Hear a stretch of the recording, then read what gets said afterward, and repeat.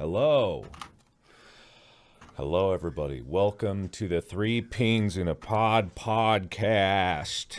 Episode 74. God damn it, 74. 74. 74. That's what I have, and I'm usually accurate. 74. Yeah, 74. I definitely updated that before we came into this. Yeah, it's a good thing you updated that before we went live. Wouldn't want to sit here and put your foot in your mouth, you know? Absolutely, yeah, absolutely. You wouldn't want everyone to be confused. Yeah.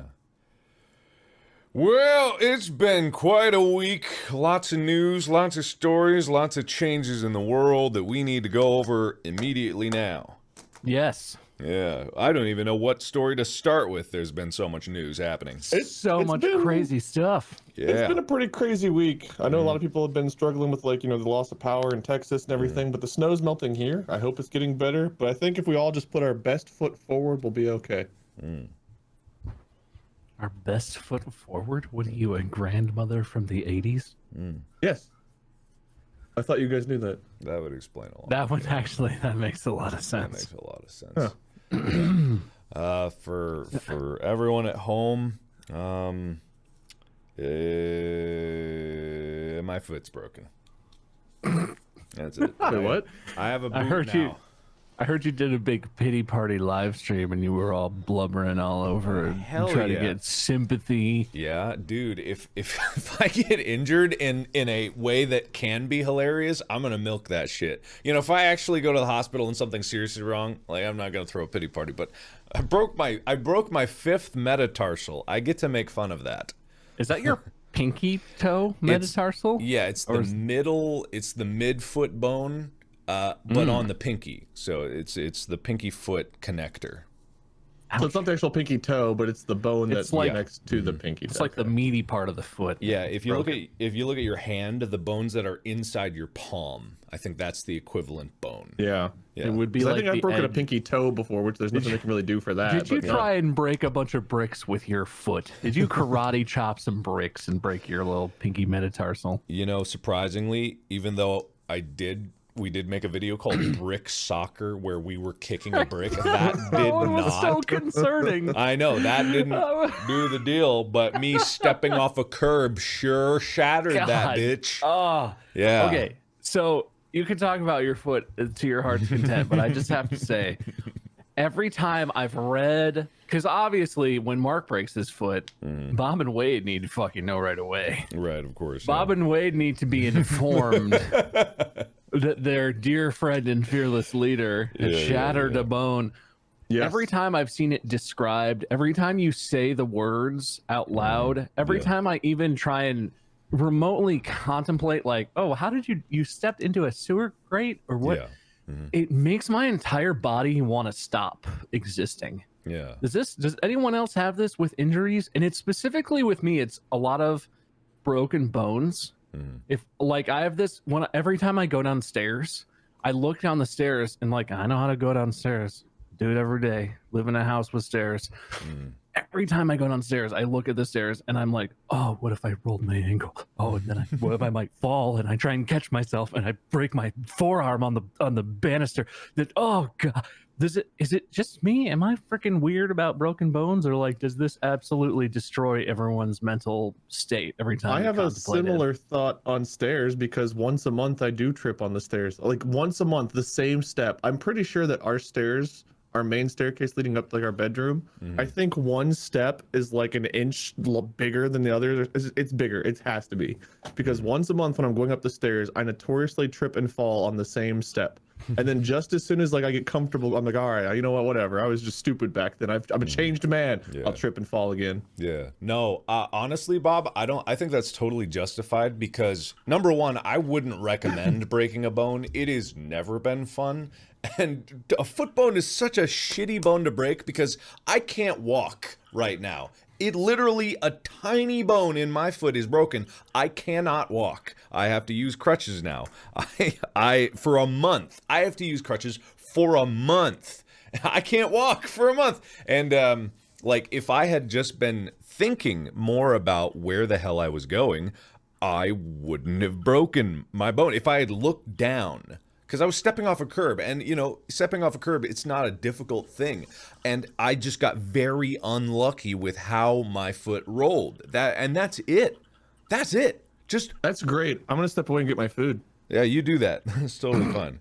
You Yeah. keep telling your story. No, That's great. I want to hear it. I That's wanna hear all it the later. story. That's all the story. That's all it is. And then Yeah, that's like my nightmares though. Like Yeah. constant every day, everything that happens, it makes me feel sometimes like I'm an invalid because it's literally that exact thing. When I step off curbs, I look down, and if there's like a sewer grate, or if there's like in our neighborhood, there's like covered over sections of the sidewalk, but it's covered over in a solid panel. But I look and I'm like, oh, what if that panel gives out? Yeah. Like, oh, what if, like, God, I hate that. It makes me like almost throw up. It's really intense. Dude, I can't yeah. imagine though. I've heard breaking your foot is actually pretty agony because you know you walk a lot. Yeah, you do It's walk part, a lot. It's part of stuff. You really do take that for granted. Yeah, you definitely do.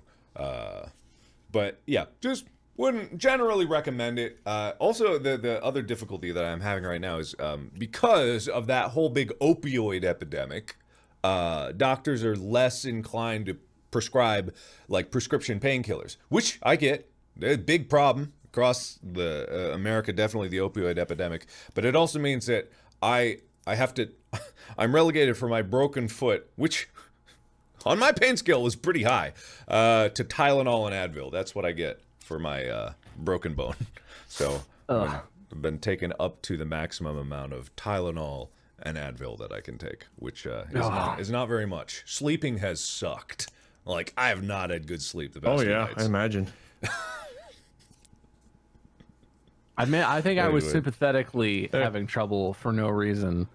I haven't slept very well the last couple days either. Thank no you, idea man. why. Well, ever since we started doing It's the for you, same buddy. ball in the bowl technique, I think we've been connected with our sleep patterns. They've been very connected. I think everyone at home who does the ball and bowl technique to sleep, it's like I a think- shared dream. Yeah, it's a shared experience. I'm actually absorbing a lot of power from your dreams, but you know, Mark's actually a weird supernatural being that gains power and influence every time someone new does the ball in the bowl sleep technique. yeah. Mm. Are you like those crazy wizards from the Doctor Sleep or whatever the hell the sequel to The Shining was that was so bad I almost walked out? I have no idea what you're talking about, but Did you not watch Yes. that? The Doctor Sleep? It was like the sequel to The Shining, and but it was literally like an Irish witch lady no. flying through this. Look, love don't it. watch it. It's not worth it. God damn. Did anyone like that movie? Please. I don't Wait, know what movie you're talking tell me you hated it. Let's laugh about it.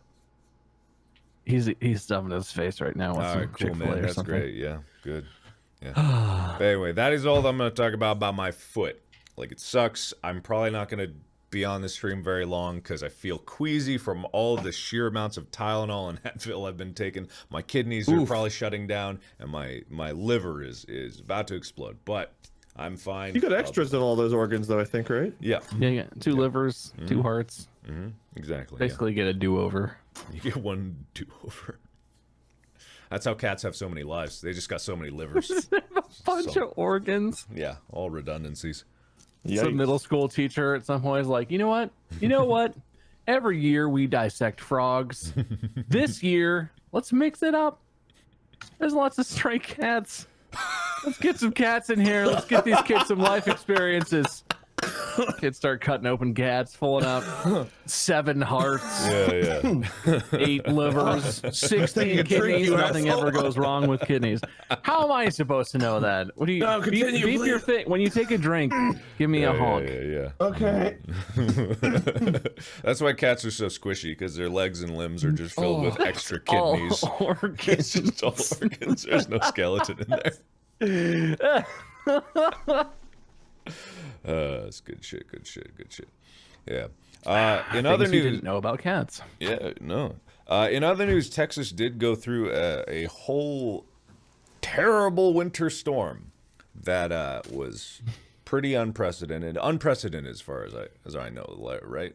Has Texas ever had a winter storm this bad? Probably at some point. From maybe. what I was seeing, all anecdotal, people were saying, like middle-aged people were saying, never in their lifetimes Okay, at they've least seen anything like this. That they get snow in parts of Texas, but it's Mhm. like a dust of snow, not Yeah. a blizzard of snow and a week of sub-freezing temperatures. Yeah. What about the old people? You said the middle-aged people haven't, but have the old people? We gotta. They don't go on social media, so I don't get their hot takes. So they do. Yeah. They're just on. They're on. Never mind. I was gonna make a joke, but You can I'm say blanking. Facebook. It's okay, Wade. Well, yeah, but I blanked on it, so it's not funny now. So continue. You don't know that I stream on Facebook? Come on, man. No. What's your channel name, please? Well, it's definitely facebook.com/myskirm_game giveaway. Game giveaway. Yeah. I want to give you a free $5,000 for winning my competition giveaway. Wow. There's an issue with scammers. Yeah. Don't believe them, chat. Oh, okay. Cool. I'm sure But the wait, old you're not people scamming were me though, like, right? I mean, I am, but I'm not trying to scam my viewers. I'm trying to scam the companies that give me money to do this Yeah. Okay. by selling my viewers information to them. Listen, old people didn't like the snow either. I can say definitively. All right then. Well, the reason I bring it up is because I wanted to talk about. Did you see that one tweet from that company? It was an energy company in Texas, and they said, actually, let me see if I can pull it up. I think it was CPA Energy or something like that. CPS Energy, CPS. What was it? Yeah, it was CPS. So they made this tweet a few days ago that really riled a lot of people up, and for reasons that will become apparent as soon as I Did they find delete it. They might have deleted it. Let me just see if someone's let me see if someone's got the image of Oh, it. I'm already seeing that may have been fake. That may have been fake. Oh. I don't know if we're talking about the same thing. The 10-year spreading over. Oh, is that not it? Is that fake? Are we? Oh, maybe not. Share your thing, Mark. Well, I don't know what I I found. haven't found it yet. What are you looking at? I have found from February 18th an article that says, fact check, viral statement claiming to come from Texas Power Company is fake. People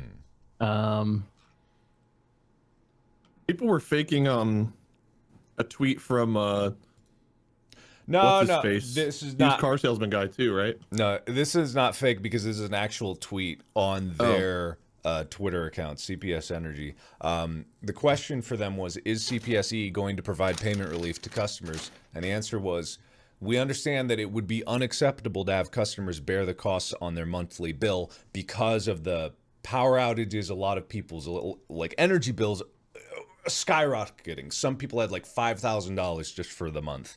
But they said it would be unacceptable to have customers bear the cost of the monthly bill, so we are working diligently to find ways to spread those costs to 10 years or longer to make it more affordable. And No. and understandably, people weren't relieved when they heard that. They didn't just breathe a sigh. They didn't go, whoo, glad 10 years. All right, that'll make it much more affordable. Yeah, no, how about a mortgage to pay off your energy bill? And it just painted this picture of like, holy shit, that just sucks. Like, Yeah, good God. I've got nothing because I don't know. I try not to speak about things that I'm completely ignorant about. But I don't know the whole like Texas, its own power grid and whatnot. Like it's from what I've seen, they have their own and whatever. They don't want federal regulations. Whatever. I don't know enough about it. But the fact that people who suffer the most, like the people who not only had intermittent power outages, but lack of heating, inability to go get groceries, stuff like that. Like there were people that died during this, and it's just like, and then at the end of it, you get a huge fucking bill that your power company is willing to work with you to pay it over 10 years time. And it's just like, man, just the individual person in Texas is getting screwed over like crazy. And yeah, that's just all. I mean, that's the story. What do you guys think about it? I mean, that's I love to think that the person who crafted that from the energy company was like, you know, what can we do? Well, let's do everything we can. We're gonna work with them. It'll be fine. And then they tweeted that out, and everyone was like, "I'm sorry, what?" And they were so proud of how compassionate they were. Yeah. I'm sure that the company is eating a lot of money in the damage that has happened, in the work that they've had to do. I'm sure that they are hurting as well financially. Oh yeah. But holy shit. Yeah. Is that just the terrible cherry on top of what has been an extremely tough and traumatic and death-defying, I think, from anecdote, reports I've been seeing on social media, people have come close to, running out of food, being in a house that is sub-freezing indoors because houses in Texas don't have insulation and they didn't have power for like days on end. I'm sure someone hopefully is working to make sure that there's a better solution than that. But the ultimate thing would be if they get that all set up, that's the plan going forward. And then they're like, oh yeah, and there's a little interest on there. We're financing it for you. So yeah. But like, God damn. Yeah, it's one of those things. And I remember something similar happened, not similar, but a moment where the price of energy skyrocketed for one reason or another. It happened in California. I think rolling blackouts around San Francisco or something like that caused spot prices of energy to skyrocket, which bankrupted many businesses almost overnight, because suddenly they had to pay, because a lot of energy companies, they act as intermediaries between the people that actually make the energy and delivering it to customers, and then they buy energy, which is a very strange concept. You buy by the volt or amp or something like that, by the watt. Wasn't it by the kilowatt hour? And like, you send electrons my way and I'll pay for it. Like, when you think about it, it's very strange. But and that's what's happening in Texas. Like, all of a sudden, because of supply and demand in the market, all of a sudden demand goes up, and then all the companies supplying are like, ooh, yay, prices, we get to sell at higher prices. It doesn't matter what people are going through. They're like, yay. And then the intermediary companies, which I imagine this company is like, well, what the fuck do we do? Like, we got, like, if suddenly no one's going to pay their bill, which at the end of the day, if 1 million people decide not to pay their bill, what are you gonna do about it? Like, you can't arrest everyone because they like it's 1 million people. Like, so a company just kind of just explodes, and then less people have a choice because only a few companies survive, and then suddenly there's less opportunity, and the free market has won. You know what I mean? Well, and another talking point about this. So over the summer of 2020, there were huge fires in California. They affected my area. Yeah. They affected down by you too. And in California, fires are annual. Like, fire season is a thing. And PG&E in our area, their grid is just a mess. Their grid was not prepared. I think it's different. This is like a once in a century, once in a lifetime snowstorm. I don't think the grids in Texas necessarily need to be prepared for unbelievable blizzards to happen. But I've been hearing, and maybe it's again anecdotal more than verified factual, been hearing that the grids in Texas were woefully poorly kept up. They were cheaped out, and this is a problem in California too. The electric company who's responsible for upkeeping the grid so that it is more stable and more resilient cheaps out at every corner possible. Yeah. They avoid doing things, upgrading things. They put band-aids on when a full fix is needed long term. Yeah. And this is not a thing that's exclusive to California or Texas, but utilities companies get away with all kinds of shit, cutting corners. And then the unstable grid causes blackouts, rolling blackouts, whatever. If there's any kind of weather, it hurts. It all hurts as the consumers. And then when that happens, the company's like, "Oh, we gotta fix it. We gotta fix it now. We got no choice." They just charge the consumers. Like, where is all this money going? People pay out their buttholes for utilities. Where does all the money go that is supposed to be going to upkeep the power grid, to maintain water systems, to upgrade and modernize these systems? I have no idea how it works, but I've seen so many reports of these sort of like big utilities companies mysteriously making millions and millions of dollars off of consumers who have, it's basically a forced monopoly in a lot of places. Yeah.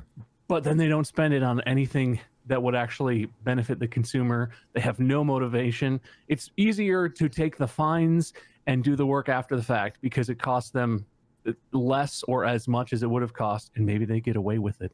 Maybe they get to take a little bit more profit out. It's crazy. It seems like absolute bullshit. Well, I mean, that's the issue with things like electricity and water. Those kind of things, especially nowadays with electricity, maybe 100 years ago you could have argued it, but now it's essential. Like, it is essential for people to have electricity, for people to have access to power. It's okay that it's paid for. I'm not saying it should be free, because one way or another it has to be paid for, whether through taxes or by just paying the company straight up. But people need it. Same with water. And when you have a grid that is entirely run by companies that are only there for profit with as minimal regulation as possible, then you get companies that will cut costs wherever possible to make more profit. And you can't blame a company for that.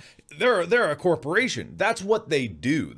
We've talked about this before. Corporations exist to make money. That's the point. It's not a good or bad thing. It's just what they are. But unfortunately, when it comes down to providing things that are, like we said, essential for people, especially in a state where the majority of the heating systems might be electrical or not as robust, and if you don't winterize your grid because no one told you you had to, then you run into problems like this. Most regulations, are written in blood. And the reason I say that is most regulations exist because previously, when there wasn't that regulation, someone died or many people died. And that's the cost. And when you get to the point where you run into a problem where people die, you want to make sure that doesn't happen again. And not only that, people don't forget that it happened. Like, it's why school buses stop at railroad crossings every time, so that no bus full of kids gets hit by a train. That's why. It may be, you could look at it like, okay, well, buses stopping at train tracks, it loses efficiency. They burn a little gas. Someone could come up with a spreadsheet of being like, well, all these buses stopping at railroad crossing, it costs like 1% more gas per trip every day. This is millions we could save if buses don't stop at railroad crossings. But then, in one freak accident on one random day, one train is going to be there when one bus goes across. There's going to be a signal failure. There's going to be some kind of error. The bus driver didn't hear it. And then a bus full of kids is going to get hit by a train. And that's the line that we just as a people have to decide, like, we're not going to ever allow this to happen, or we're going to do everything that we can to make sure this thing doesn't happen. And ideally, that's a thing that most people could agree on. And I think that in this situation with Texas, what the problem is, like, people need to stop looking at like the price of maintaining stuff like this. Like, you have to maintain it, because if you don't, other people might die, and the risk of that outweighs any cost saving that you could possibly have. When did the thing with the buses having to stop at railroad crossings start? Because I feel like whenever I was really young, I remember us like going over railroad tracks relatively quick and like bumping up into the air. So it had to be after we were there, right? I have no idea. As long as I can remember in my lifetime, all the buses I was ever on stopped at railroad tracks. Mm-hmm. Yeah. I mean, you still bump up in the air even if you go over at 5 miles an hour in a bus. They're basically on leaf springs. They bounce like crazy. Yeah. It's awesome that at one point in life we prioritized children's lives whenever things went wrong. I mean, but that's the thing, though. Having this conversation, and this makes me feel like a jaded, cynical douchebag, but like having this sort of conversation, it cuts both ways, because like we've talked about, companies drive is to make money. So that includes companies don't care about their employees, the rules necessarily. If they make more money paying a fine than following the rules, they don't care about human life necessarily. Some of them do if they have leadership that does, but they don't inherently. But in the same way, regulations do not always care about what's best either. I feel like no one is in this with pure intentions.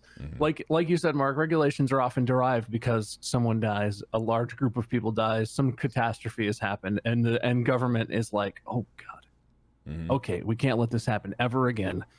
But that, over time, that becomes bloated. I don't think anyone would argue with safety for school buses stopping and checking railroad crossings, but I think there are regulations that exist where you would look at that objectively and think to yourself, what possible good does this serve other than money in the pockets of the, whatever regulatory body? Yeah. Why isn't anyone good? Maybe that's a dumb question to ask. Maybe that's naive, but is anyone who's actually good interested in politics, or the only people who go into politics in Money it for and power. themselves and in it for the power? How do we get people who good in the right place? We don't make it where you have to buy seems your way impossible. into it. It seems impossible. Honestly, people have to buy their way into it. The amount of money people have to spend on advertising, and if they can't afford it out of pocket, it has to be backed. And if you're getting backing, the kind of backing that you need to advertise to get elected, I mean, who's going to pay for that other than people that have interests in you being elected? And if you're going into office with owing favors for people that are paying for your campaign, you have to deliver on those promises before you care about the promises to the actual people who elect you. Because if you're going to run for re-election, you have to be able to afford your campaign again. It all comes down to, in my opinion, unless you're already rich enough to pay for your own campaign, which I don't know of anyone who actually just does that out of pocket typically. It's the corporations who back you. It's like, oh, well, guess I've got to foot this in the bill. Do we need to save the children from trains? Yes, but only if we also give a tax break to, only if we save them with wholesome Heinz brands train signs. Yeah, I mean, shit. Honestly, it's all about the money and the money trails, and the people who elect you. If you're the only game in town getting the money for advertising, it's like no one knows who else to vote for. It's like, well, I saw this person say something I agreed with, so I guess I'll vote for them. Look. Whereas if you just see Wade Barnes on the ticket and you have no clue who the fuck that is or what they stand for, it's like. Well, I guess I'll vote for the guy I at least heard say words rather than this random name on the ballot that I know nothing about. I can only imagine how many people look at the ballot and are like, this one, he sounds like an asshole. This one, whatever. I saw a sign. This guy. That's pretty much it, man. This is why, and I'm glad you brought this up. This is why I would like to present a full rendition of my overhaul of the whole political process. I'm here to pave the way. Have you ever seen the movie The Hunger Games? It's an obscure one, right? Okay. I guess I've heard of it. I don't know. It's like an indie movie or something? It's like an indie film. Not it's small, but it's pretty good. I would recommend it. So each state is they have these districts, right?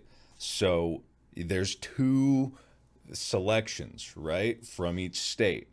The senators will be those selections, right? Oh, okay. And then they get in a big dome thing and they all fight to the death, and the winner gets to make a law, and then they will die. Sound good?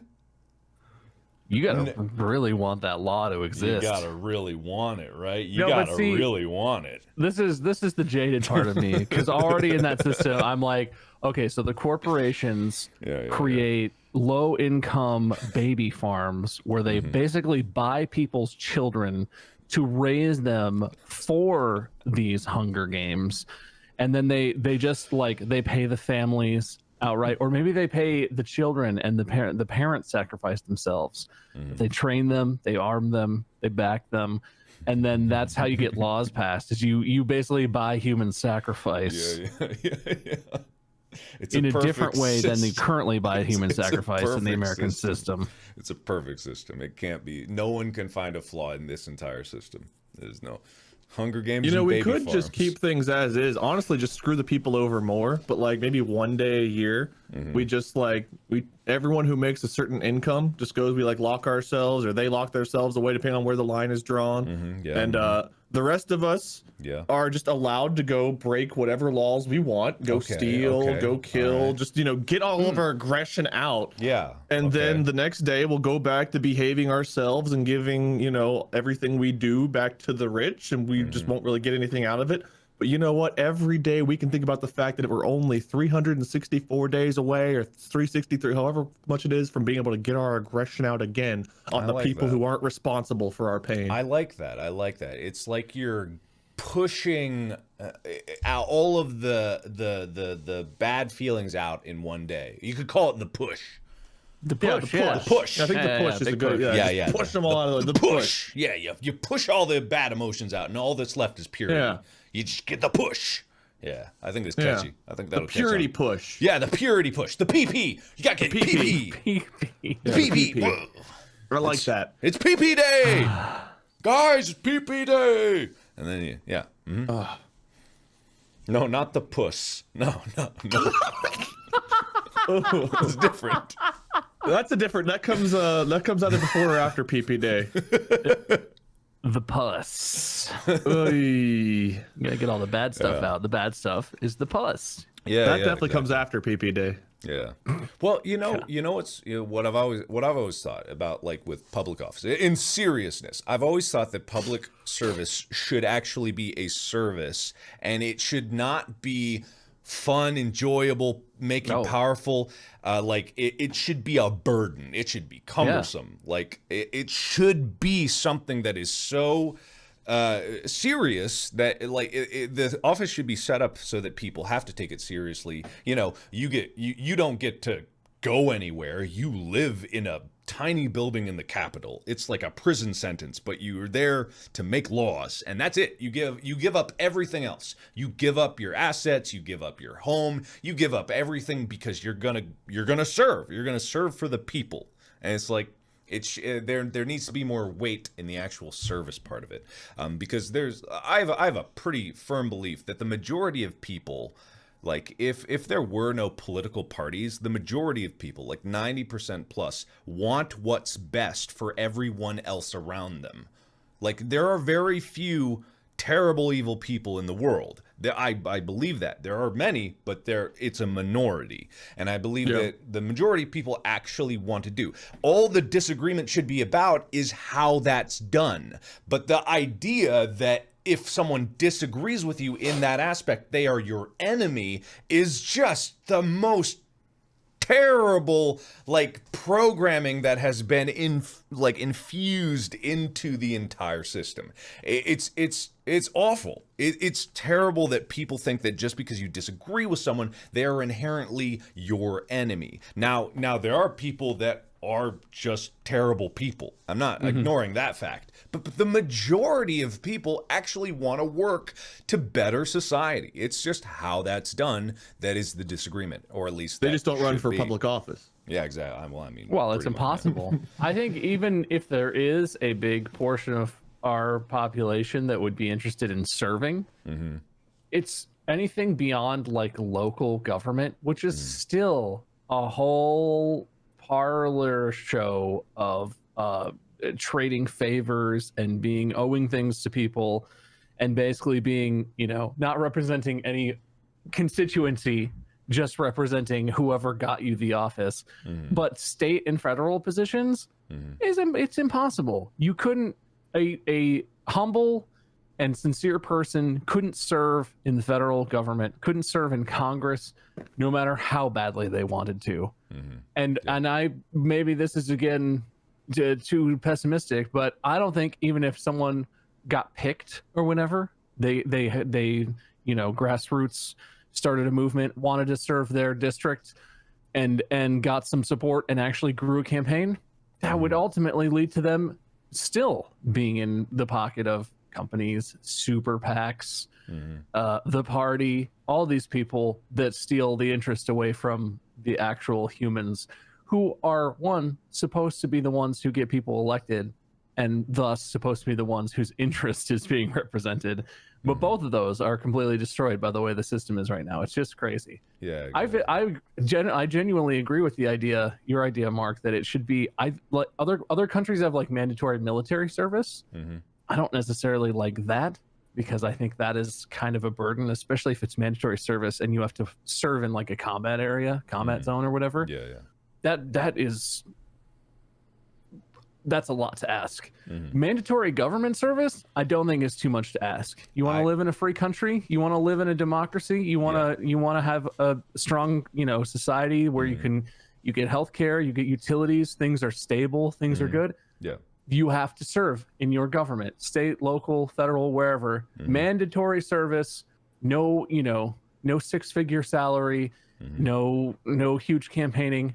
I think that'd potentially be a great system. I have no idea how it would work practically, I think that we already do it with jury duty. There is a civil service in jury duty where people are randomly selected because we want to have people be represented by a jury of their peers. You know what I mean? To be judged by people that are people. I feel like there's a way where the House of Representatives or whatever body of government could be, whether on the state level, local level, city level, or national level, could just be randomly selected people. And when you go, you serve. There's no election process. You are picked and you serve. You do 2 years and then you're done. And it's like you go in, you go out. There's really no special interest. Yeah, you might get a fucking idiot in there, in the House of Representatives, but God, I'm so glad our current system doesn't allow fucking idiots into politics, So yeah, it's not like that's a big sacrifice, because currently you don't get any pieces of shit in office. Yeah, definitely not. So I don't know, maybe that's a bad idea. Yeah, I'm crazy. How about I'll just stop, you know what I mean? Whatever. Vote for me. I want super packs. I had a 6-pack once, but I was like 8th grade. But I mean, I go for a super pack. Super pack, is that like?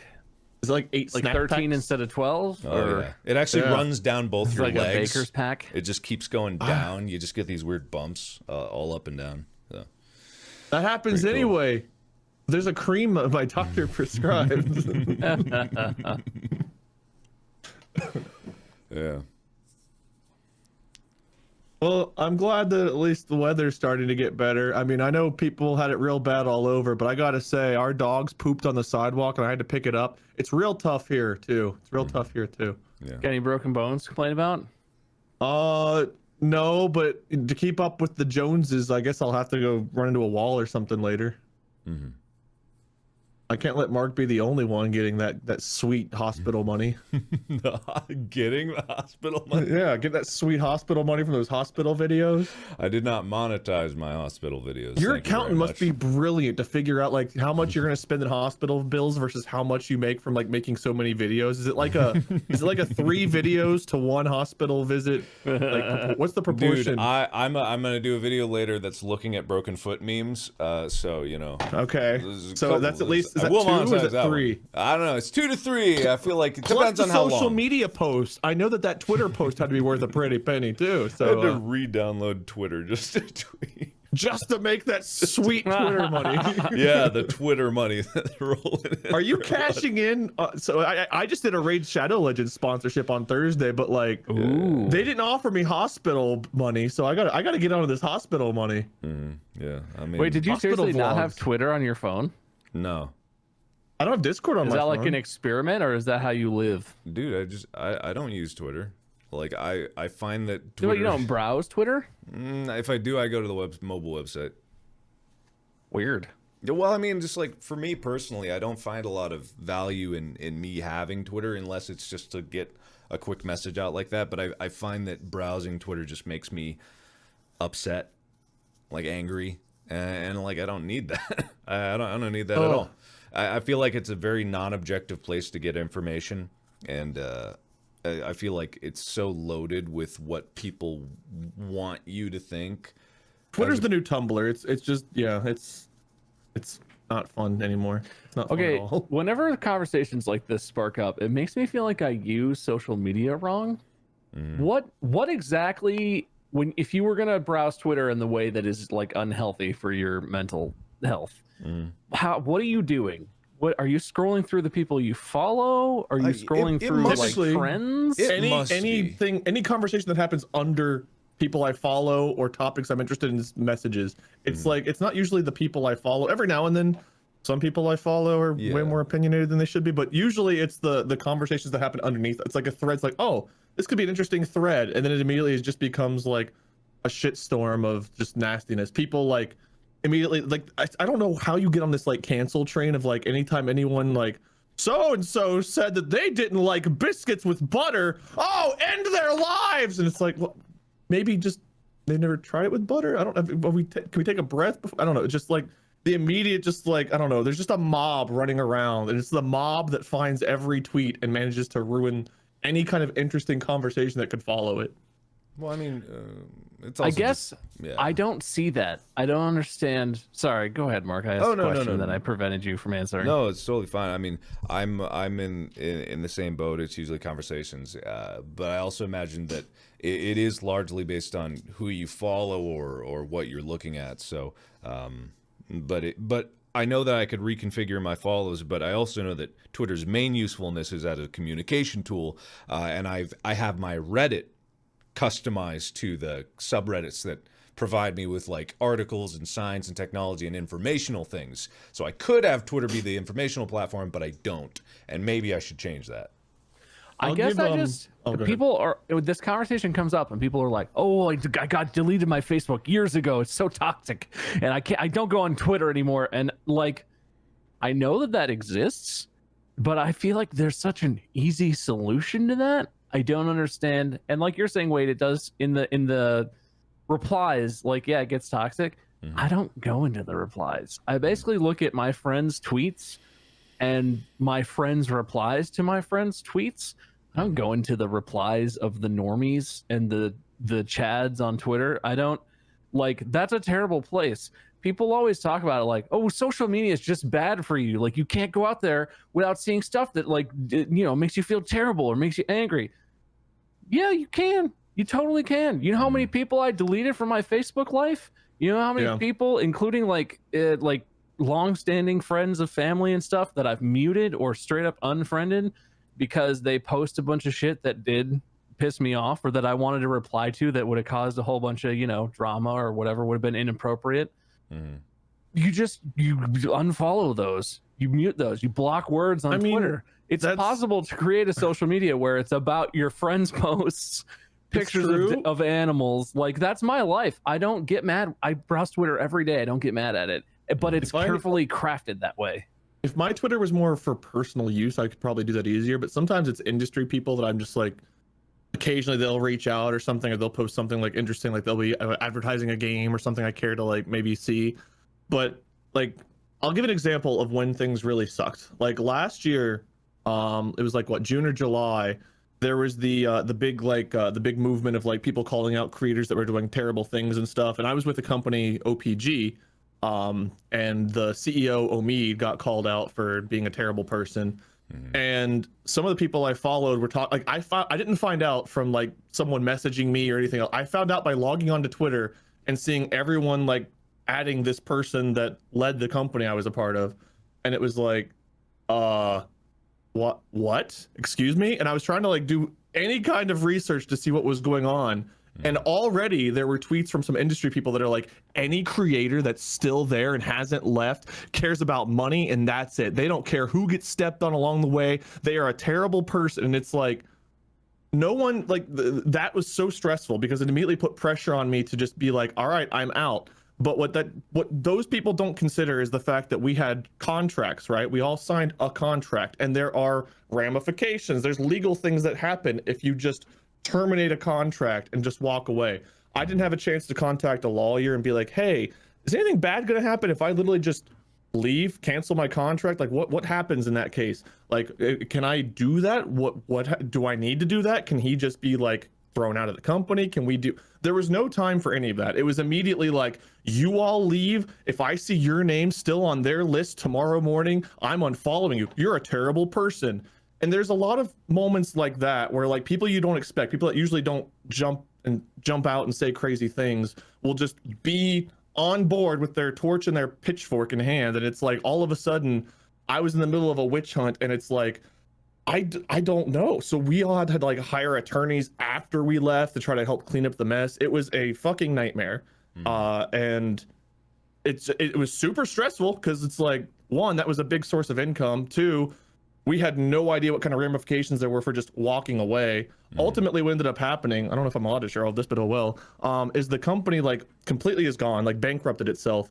And there were several sponsorships I did that I didn't even get paid for because of the way we all just bolted and left and we didn't get to handle things like the legally correct way, because social media and the shitstorm around like immediately make a knee-jerk reaction, do it, knee-jerk reaction, come on guys, we're going to the gym, knee-jerk reaction, like could have completely fucked me. But it's so stressful to log on because of that experience. But also just every now and then you'll log on, you're like, man, I'm just gonna see what's going on online, and like, you know, there's just someone being called out for doing something horrible. It's like horrible, stressful news. I don't know, and you never know where it's gonna come from. And sometimes it's just like, I don't really use social media all that much anymore. I'll make a post. I very rarely browse Twitter at all because I just don't want to see who's being canceled today, who did something horrible, who hates this person for that reason. Like if I see a game update, or if I see someone like, hey, I got partnered on Twitch, like those kind of things are great. I love seeing like positive things, and I understand the world's not all happy and positive,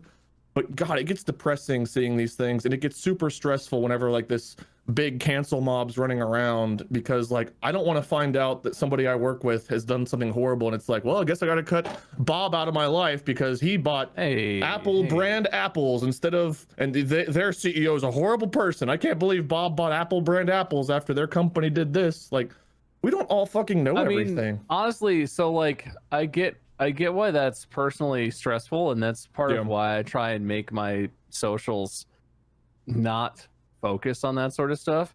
But I don't know if this will make you feel better or worse. All that stuff is there anyway, right? Regardless of if you know about it.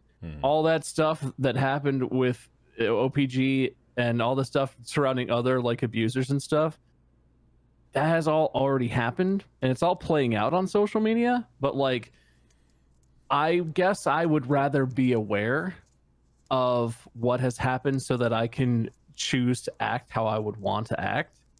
I would choose. But there's no choice when the mob's after you like that, though. There's no choice. So fuck those people. Unless you are the abuser, you are being called out. I understand that people want immediate action, and the idea of cancel culture moves really quickly. That is a mob that can't do anything. That is a mob that will yell until they find the next thing to yell about. And that is going to happen. I mean, was any of it specifically directed at you, or was it in general? It was kind of in general, but like it was from more than one person that I follow that I consider to be more industry related people. I mean, these are people who work for different gaming companies and organizations that probably shouldn't be acting that way. But as soon as anything social justice jumps up, they are immediately like knee-jerk reaction thing. And it's more like, I feel like the court of public opinion means more for our careers than a lot of them, because it's not like we're going to a normal 9-to-5 job. Like, if everyone has an opinion of us, true or false, like the truth of their opinion doesn't really matter so much as if a lot of people believe that I'm a horrible person because I didn't leave OPG the day that all this stuff came out, that could be the end of my career, assuming it's a big enough thing. That one probably not, but you know, if everyone assumes I did something horrible, if somebody makes like an allegation against me or something, or someone's like, wait, I saw you on TV, you robbed a bank, and it just happens to be like my evil twin brother or someone that looks like me, like that opinion means more than the truth of it. And it can be very difficult to prove like something was false to the masses that don't even typically follow you. So at least in my brain, it was a moment of panic.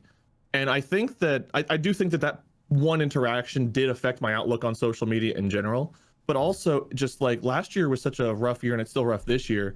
It's really, really tough to just be mentally okay at a lot of times with the pandemic, not being able to go to restaurants or see people and stuff like that.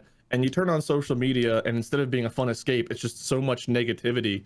And again, like, if you've managed to find a way to mute and block the right people or not follow the right people, that's fantastic. But like, sometimes it comes from unexpected sources on my feed, like people that I'm used to just having positive, interesting feeds or interesting takes on things, and then all of a sudden they'll be really negative. And it's like, it's just easier for me to go on, type a post about going live or this or that, and then just turn off Twitter and not even bother looking. And then, you know, I'll still find out news either from someone else will message me like, Wade, did you see this? And it's like, well, no, I intentionally try not to see that. Or my stupid phone is like, Wade, you missed this important news update. There have been X amount of new COVID cases in your county. And it's like, thanks phone. I'm trying not to see these things. And I don't know. It's just, sometimes it's really difficult when you're having a tough mental health day, whenever social media just hounds you with negativity.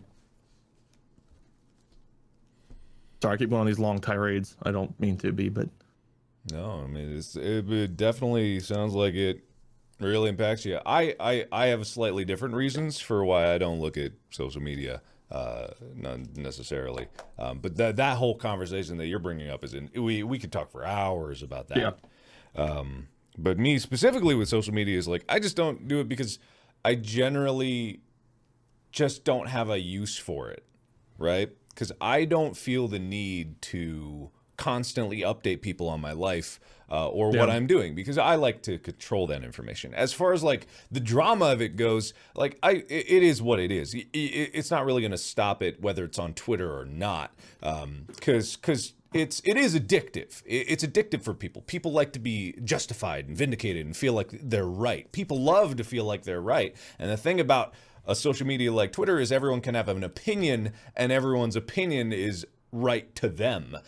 So everyone gets to have this little feedback loop of being right, but then it coalesces into a big storm of everyone being all right at the same time. So really for me, it's just that I don't do it just because I don't really have a use for it. If I have a use, I will obviously post about it, like with my foot, but the negativity isn't really what gets me down, because I like to stay on top of things no matter what, positive or negative, because I feel like it's important to keep that in perspective. But with mental health, it's obviously like if you can't look at it, then definitely don't look at it.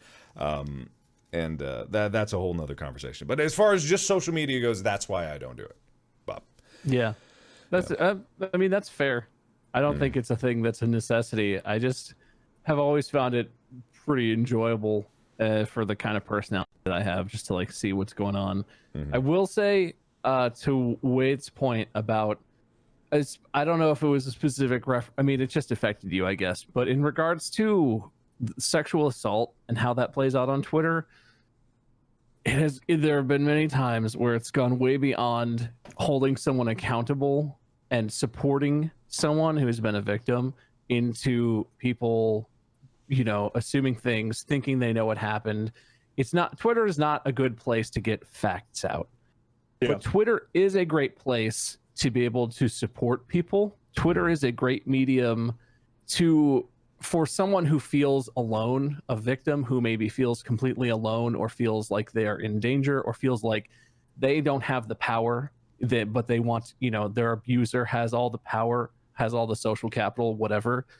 I don't think you can blanket say that the way that, just because that does play out and people take it too far and people take it to beyond the facts and beyond what is appropriate on Twitter, I don't think you can say it's a bad thing. I think it's been an amazing thing that social media in general has allowed people to find support, to encourage them to stand up for themselves, to not just let, you know, someone who's very successful, very visible, doing this potentially to multiple people, abusers, get away with this. It's important that happens. And I don't know if social media is the best platform or the right platform for it, but like, I just want to make the counterpoint against kind of how it impacted you. I certainly can see how I don't think it's I have no idea thing. what I would do if a friend, you know, someone who I play with all the time or work with closely is called out and suddenly, like, you know, who I think they are is not at all true or whatever. I don't know what I would do. I'd probably panic too. It's very stressful. But I just want to, like, just for the viewers, I want to put out there, cancel culture as a meme is more nuanced than just like, oh, cancel culture is bad, it's stupid. Holding people accountable in a public setting, trying to make sure that the facts get out, trying to support someone who has no social capital against someone who has a ton of social capital is extremely valuable and important, because otherwise, you know, a random non-famous person is never going to be able to call out a YouTuber with millions of followers, millions of people who are going to shout them down, It's just, this is something about the modern world and social media that is a benefit, but it's not good or bad exclusively. There are parts of it. It's complicated. But I just feel like I hope you both agree. I think you probably both agree that is important, but it's nuanced. It's complicated. Obviously, it has different impacts on different people. Yeah, what it really does in social media does, because people like to look at things based on the perspectives of how things were in the past. But the problem with social media is that it completely changes the power dynamic of social structures. Because if one person, I can say whatever I want on my own. That's freedom. I can do whatever I want on my own, like to myself to an extent, obviously.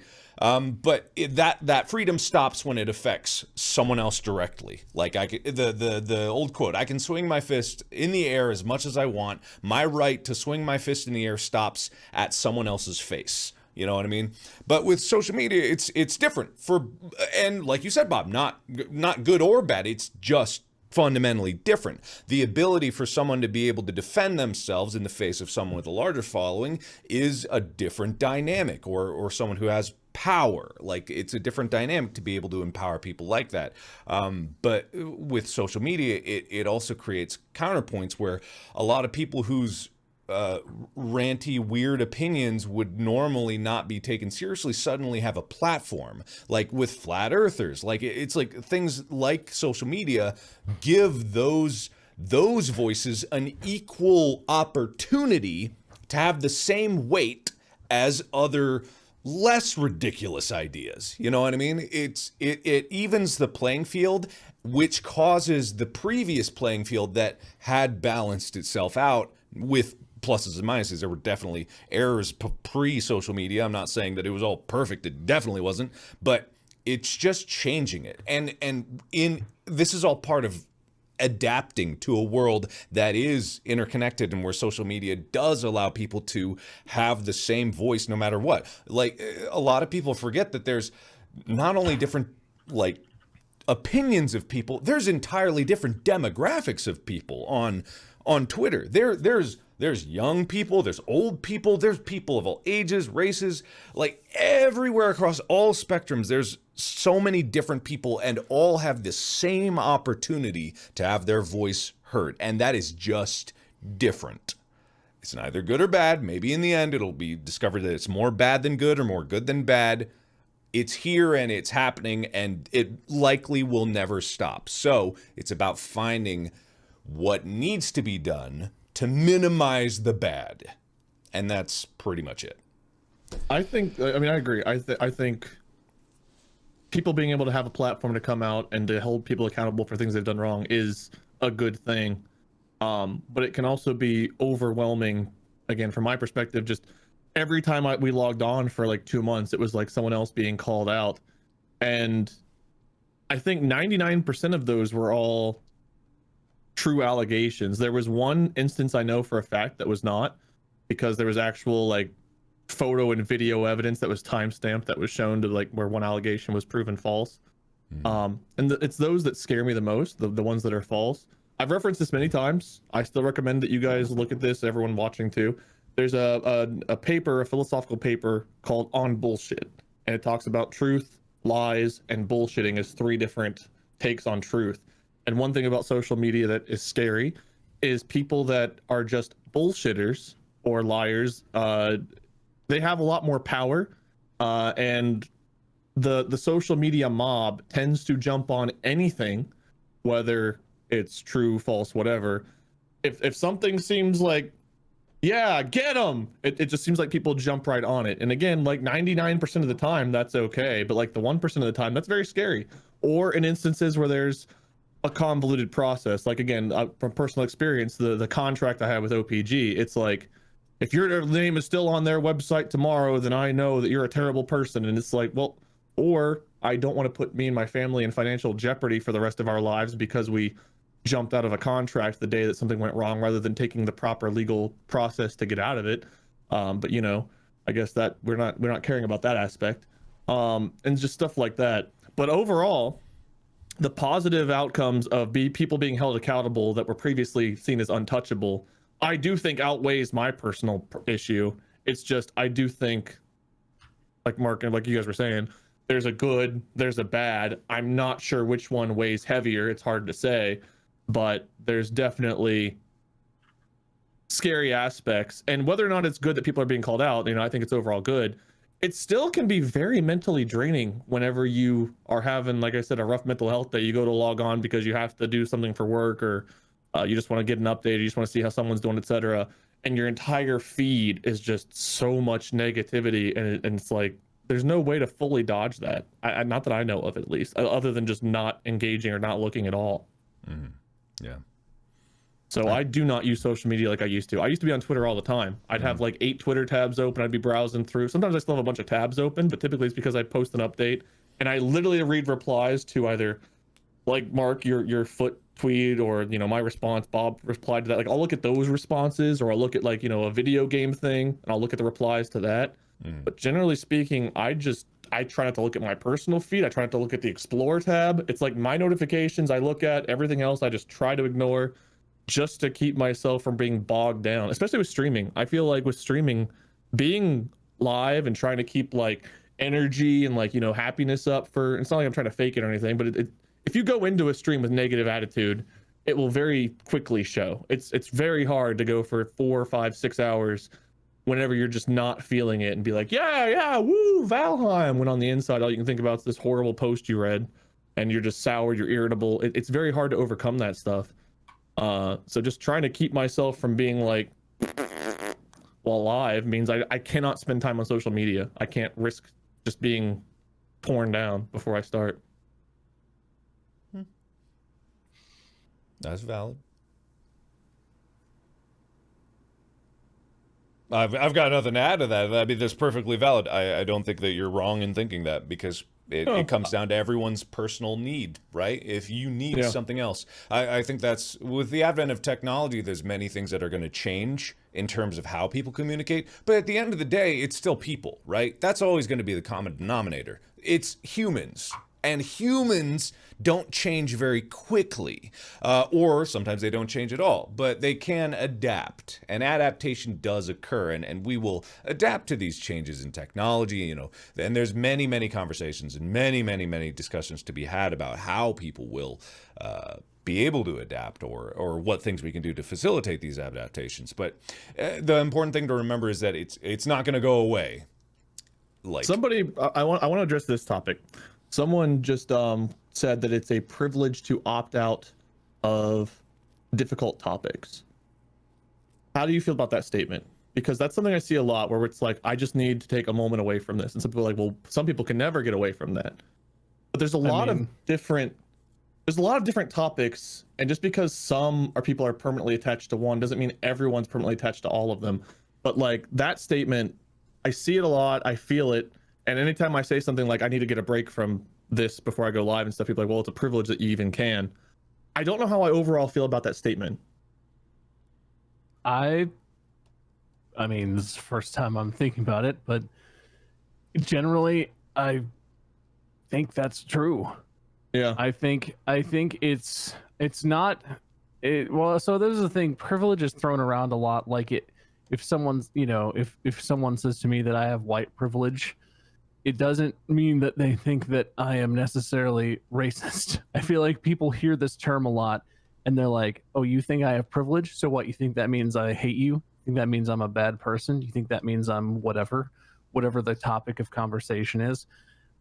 The privilege exists whether you care about it or not, or acknowledge it. Privilege exists because of, you are who you are. There are people in the world who cannot turn off their connection to, they are the race that they are. Maybe they are a black person, so they can't just be like, ooh, I need to tune out of this Black Lives Matter stuff for a minute. It's heavy.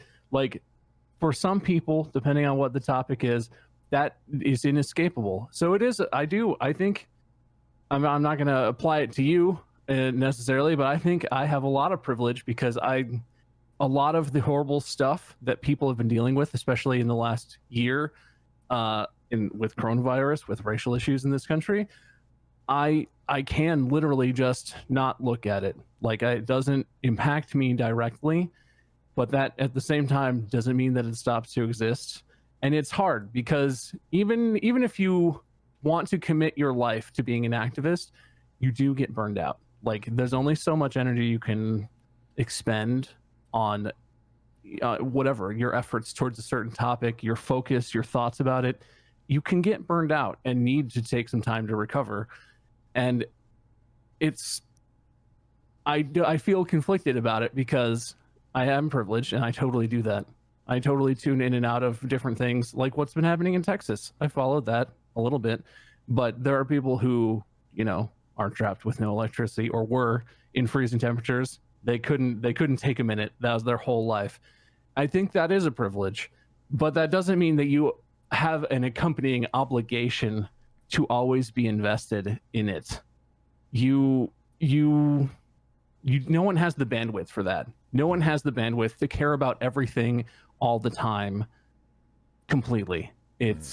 That's too much for any person, no matter how devoted you are to a cause. That's a lot to ask, and then it's too much for any person to sustain. But it does mean, you have to acknowledge, okay, it's a privilege that I can just sort of tune this out. Is this something that I should put effort into supporting? Is this something I should support with my actions, with my money, if I'm going to donate money? Is this something that I should care more about? Maybe it affects me in ways I don't know. You just have to be aware of it. I don't think it means it's necessarily a bad thing. Everyone has, well, I don't know if everyone, but a lot of people have privileges like that, whether you're aware of them or not. It doesn't mean that it's bad, but it's something to be aware of. I 100% agree with that idea, that you have to acknowledge and you have to think about, like, am I being an asshole right now, overlooking this thing that's impacting my friends or my family? It's impacting my community. Is this something I should be invested in, even though I can tune it out and I have? Is that a bad thing? Am I missing, am I missing something I should be a part of? Yeah. And it's hard to deal with, but privilege definitely exists in a lot of ways. Yeah, I mean, I completely agree with everything that you said. There's certain levels of things that are affected by just your ability to determine your own life, right? So, like, if, say, a white person, if someone says to, like, oh, you have privilege because you're white, and they're like, okay, sure, and that is their right to go, no, okay, whatever. It's their right, because they are their own person. That's like the give and take with freedom. Now, because of the complexities of social structures, that response can elicit like various different chains of responses that occur. Some people who are racist might celebrate that. Some people who are trying to change the world for the better or for the betterment of them or their people could disagree with that. And the effects of that are too numerous to even calculate. But all it comes down to is just like, everyone's moral compass is different. And the only thing that I can do as an individual is try to make a net positive out of my life in accordance with my own moral compass. And the thing about me even saying I want to make a net positive out of my life, someone else will think that everything I do to make a net positive is a net negative to them. Like, it's always a give and take. And I'm not saying that everyone's on a level playing field. Let me get that very clear. There are people that are distinctly wrong. If you're racist, I fucking hate you. That's pretty much it. But at the same time, when it comes down to those conversations that happen about recognizing privilege, I personally believe that you should, like Bob said, evaluate the privileges that you have. It's hard to dedicate brain power to that. It is. It's hard to think about these parts of your life because you've never had to be confronted by it. You've never had to, if you have privilege, you probably don't realize it because you've never had to question it. It's a given. It's a privilege. It's just the way it is. So it's hard to change your perspectives. We as people have a difficult time to see things from a full 360-degree orbit, but it doesn't mean that it's not worth doing and just making people aware of it, even if at the time you make someone aware of it and they go like, oh, okay, whatever. Like, it puts it in their head, the possibility. And I think that at the end of the day, just more awareness, more self-awareness, more awareness of self and more awareness of one's own place in society is important. Self-reflection is essential for people to grow. And I think that, you know, I don't have a conclusion to this. I'm just agreeing with Bob with more No, you're rants. fine. Yeah. I want to tack this part on. I agree about the privilege thing 100%. But people are also typically very big advocates, especially lately, of mental health, taking care of mental health. And I have a lot of friends and people close to me that deal with high amounts of anxiety, and just I'm very fortunate I don't deal with that. I've had a couple of like anxiety moments where, you know, like when the house was flooding with the Drowned Man series, I feel like that was stress and anxiety. I don't know the difference between the two, honestly. Stress and anxiety, I don't know which is which, but it felt like I was dealing with every day. It was just, I was super stressed out. I felt like the world was collapsing. Finances were a disaster. Just the house was, it was like everything was falling apart. It was awful. But typically from day to day, I don't just have like anxiety creep in and ruin my day. Molly deals with anxiety, and she'll be fine. And then all of a sudden anxiety will just hit her.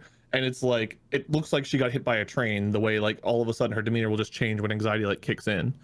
And there are moments where people with anxiety, including Molly, et cetera, just need, like, they're just like, I just need a getaway. I just need to mentally get away for a while. I feel like I'm panicking. I just need a moment.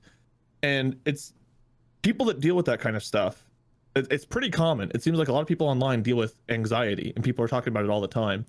And whenever people are dealing with stuff like that and needing to step away, it just feels really shitty whenever someone's like, oh, it's good you can step away, check your privilege. And it's like, well, their mental health, I mean, their mental well-being literally depends on them just getting, I don't fully understand it. I've never dealt with anxiety like that, but like being told that sentence compacts it and makes it so much worse. I have seen her and other people crumble when they're like being told, like they're being guilted for having anxiety and just like needing to take mental care of themselves for a moment so they don't like have a breakdown.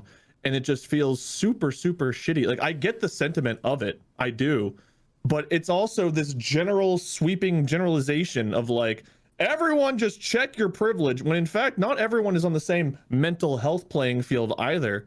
And being told like, you know, you can step away, you're lucky you can. And it's like, well, everyone can from different issues.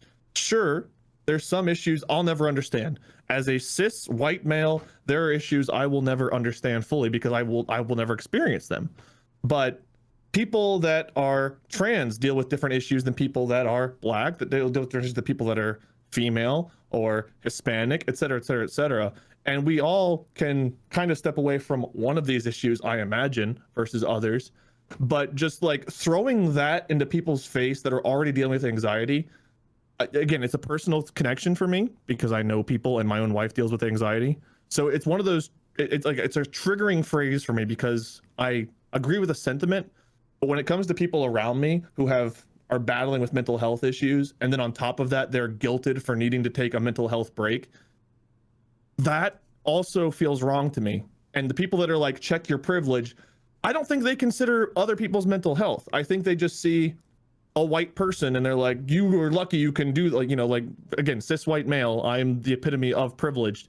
But like, it's not me I'm worried about, it's the people that are dealing with other things that maybe they don't want to come out and talk about.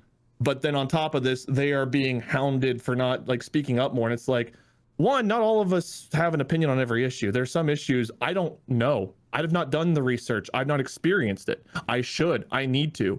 Like when Black Lives Matter was a thing, I started supporting it. I still have links up and everything, but I didn't know, you know, I didn't know what to say. I had never spoken out on issues. I had stayed silent for so long on these kinds of things because one, it was super uncomfortable for me. I was scared of trying to dabble. I was afraid of putting my foot in my mouth and saying the wrong thing. But like, I feel like there's a distinction to be drawn here that's important because I think you are on Black Lives Matter is still a thing. Yes, I agree. Exactly right with the mental health issue, but that I honestly feel like that connects right back into what we were talking about with social media. I think people don't consider that there's a person on the other end of the screen. I think it's completely fair to decide when you need mental health breaks, to decide what you need to do to take care of yourself. And I think people forget that we can't know what's going on with other people. People on social media may see a post and decide they know what's happening and decide they need to judge. because they know all the facts, like you're saying, and you can't judge. You can never know why or when another person may need to step away from something to take care of themselves, to feel safe or comfortable in their own head, in their own mind. And people want to make that judgment all the time. And sometimes, like, the thing about that is it cuts both ways. Sometimes people will just hurl that, maybe that specific phrase, check your privilege, or other phrases. They'll just hurl stuff at people thinking they know what's happening. Sometimes people probably have used that as a defense mechanism for themselves. Something comes up, an issue comes up, a person is in the hot seat, and they're like, you know what, this is bad for my mental health. This is bad for me. You can't know the truth. You can't know if a person is manipulating you with the facade of mental health, abusing that. You can't know if a person is in a terrible place mentally themselves, what they're dealing with. And you can't, social media is hard because you kind of have to take people at their word, and you kind of know that all the words on social media are kind of lies. Like, everything's, not quite the truth, not necessarily all the facts. And that's why hurling personal judgments around on social media is kind of an issue, because you never know all the facts. You rarely know any facts. It's social media.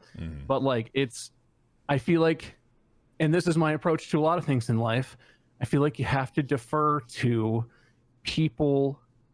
You need to have what's best for the most people happen. If one theoretical person is acting in a privileged way or whatever, or displaying some sort of privilege that you see on Twitter, and that's, maybe it's something that affects you or it affects people that you care about, but they are also saying, for my mental health or whatever, they're expressing their truth, or they're expressing whatever they're expressing. You can't be, it's not your place to judge if they're lying, if they're telling the truth. It's just, I feel like I would always defer to, let's just let everyone take care of themselves. Like, maybe it hurts you, and maybe I don't understand that, because like you said, Wade, like I don't understand what it's like. I am also the epitome of privileged in so many ways. So I don't relate to a lot of experiences that you out there, viewers, commenters, whatever, have.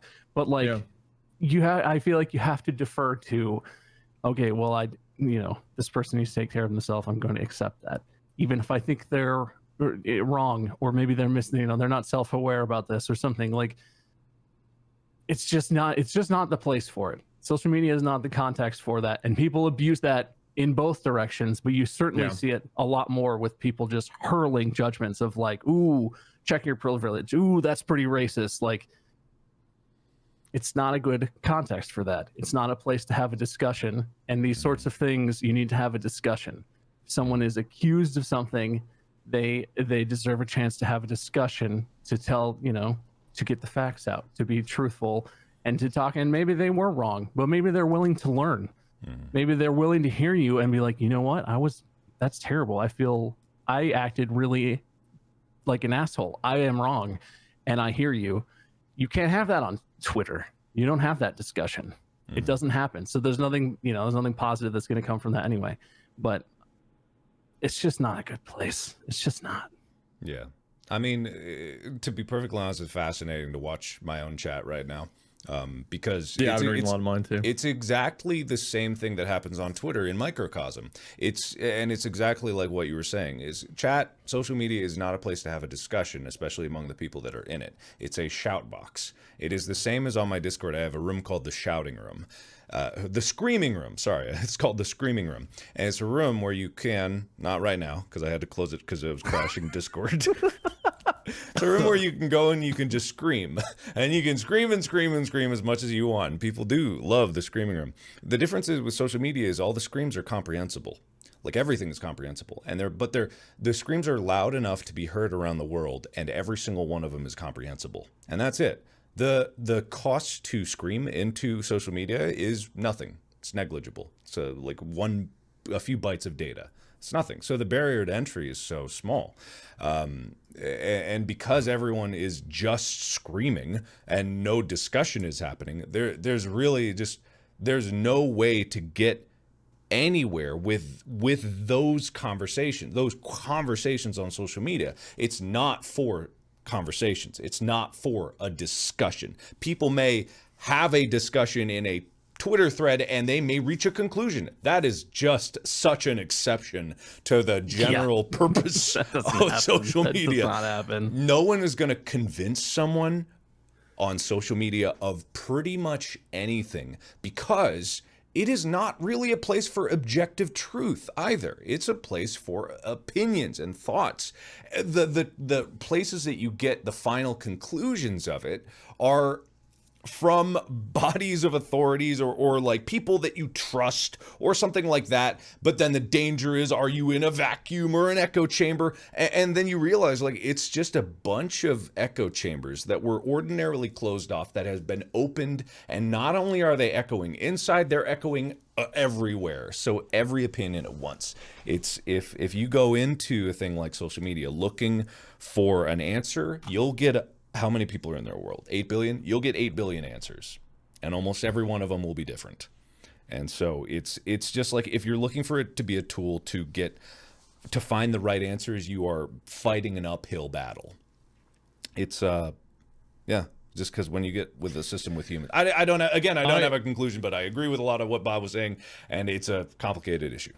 Let me make a quick aside here. I just want people that are in our chats, if there's really bad news, like, viral news going around, something devastating happened, don't be the one who goes around to everyone's chats spamming it or cheering bits and be like, hey, did you hear this horrible thing happen? Like, breaking news to people that are live is another thing that can be devastating to mental health. And I know people that have blocked and have their mods block and delete that news immediately. I can handle it. I don't mind it. But as a general rule, there's a lot of people coming into my chat and trying to share breaking news, but whenever someone is live, sometimes that information can be hard to process. So please stop doing that. If we have the capability of going and looking at things that we will find out probably in our own time. If we go to social media, we go elsewhere, but don't be the person that comes and just throws something that can be potentially very mentally devastating to read in someone's face while they're live.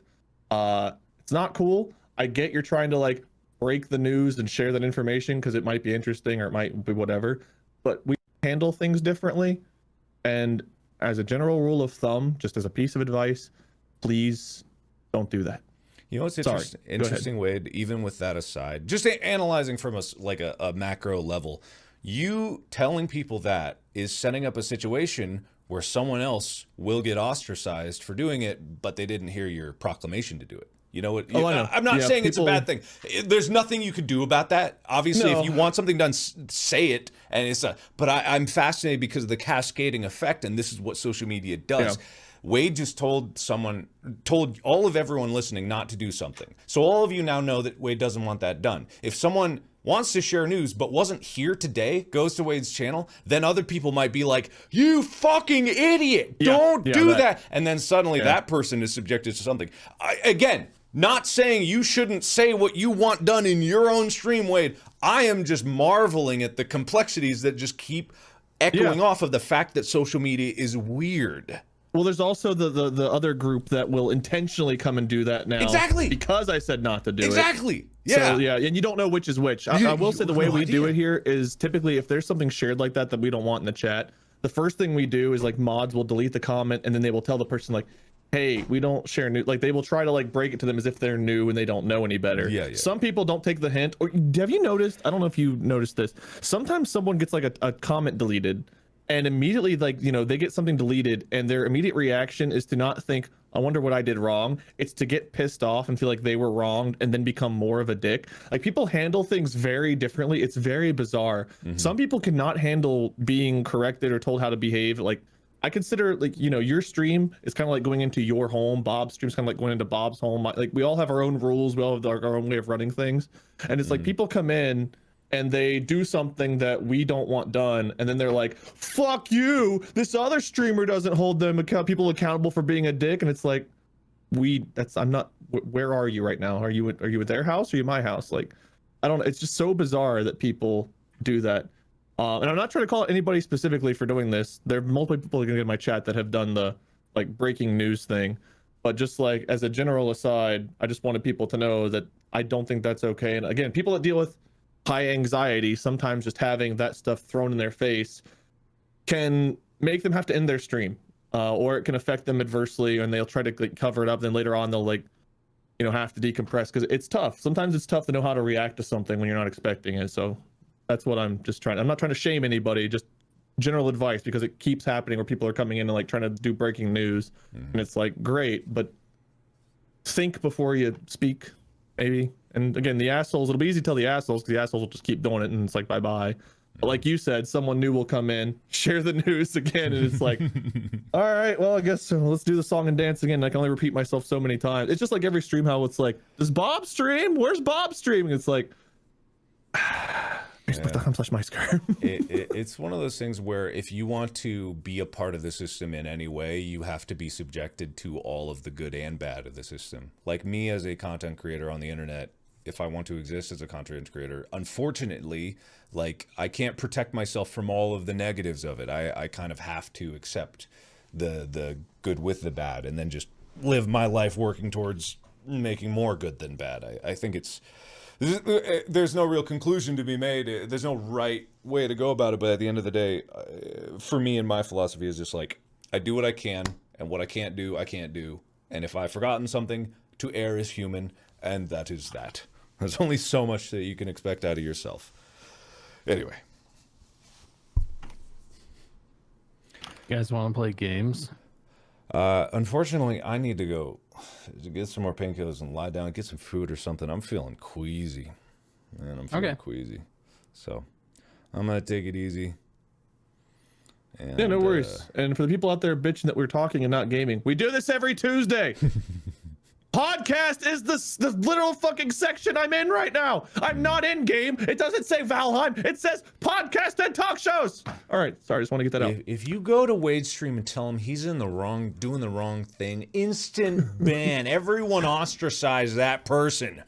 You need to get. I think you should raid Wade with a very specific set of instructions. Yeah, no, we should do a cross-platform Bob raid. What's some bad news that happened today? What do we got? Okay, just don't say that bad news. Don't say anything specific. Just go to when I raid Wade. Just be like, man, did you hear the horrible bad news? Man, I wish you the best of luck.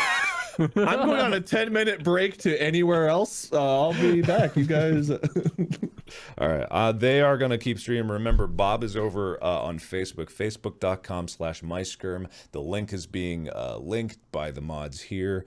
Or Wade, if you ask Wade where Bob streams, he will also tell you. He will tell you very specifically, so don't worry about that. He's got definitely ask. He knows. Yeah. But you guys you guys have fun. Take care. I'm gonna go get some more Tylenol. Hope you feel better, dude. It shouldn't be. Just more day than a few by day, days. put one foot in front of the other, and soon you'll be walking out the door. Thanks, man. You're welcome. Thank you. All right, bye, guys. See ya. Bye. Bye. Bye.